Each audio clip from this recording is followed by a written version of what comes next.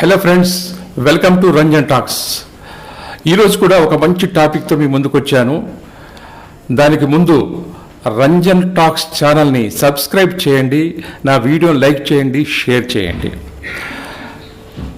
కొత్తగా పెళ్ళైన జంటకు ఆషాఢ మాసం అంటే చాలా చిరాకు, కోపం.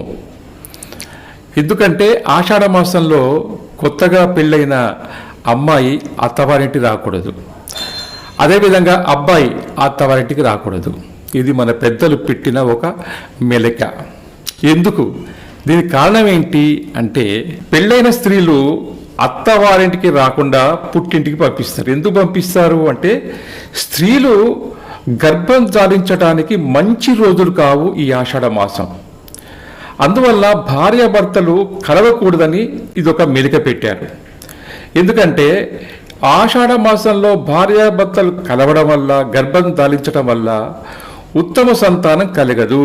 కలిగినా ఏదో ఒక లోపంతో పుడతారు అన్నది ఇది.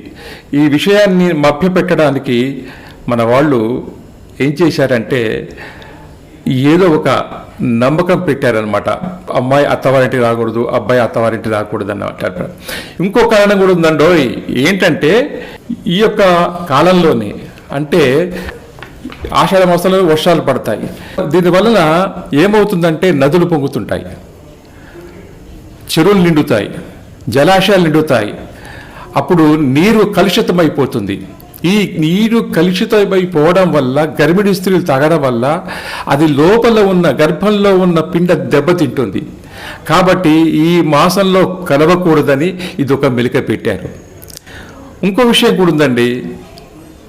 ఈ యొక్క ఆషాఢ మాసంలో మంచి పంటలు పండుతాయి, రైతులకు చాలా ఉత్సాహంగా ఉంటారు, ఆనందంగా ఉంటారు. అయితే ఈ ఆషాఢ మాసం ఎప్పుడు వస్తుంది అంటే, చైత్రం, వైశాఖం, జ్యేష్టం తర్వాత ఆషాఢ మాసం వస్తుంది.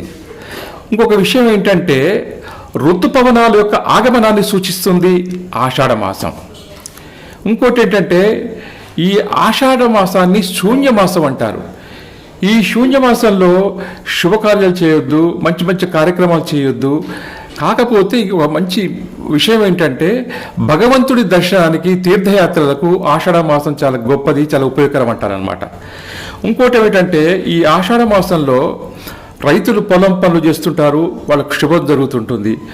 ఇంకోటి ఏమిటంటే, దక్షిణయానం కూడా ఆషాఢ మాసంలోనే ప్రారంభమవుతుందన్నమాట. ఏది ఏమైనా ఫ్రెండ్స్, ఈ యొక్క టాపిక్ చిన్నదైనా ఇందులో విషయం పెద్దదిగా ఉంది. ఈ యొక్క టాపిక్ మీకు నచ్చిందనుకుంటాను. నచ్చితే ఖచ్చితంగా నా రంజన్ టాక్స్ ఛానల్ని సబ్స్క్రైబ్ చేయండి, నా వీడియోని లైక్ చేయండి, షేర్ చేయండి. మళ్ళీ మరో మంచి టాపిక్తో మీ ముందుకు వస్తాను. Bye, see you again.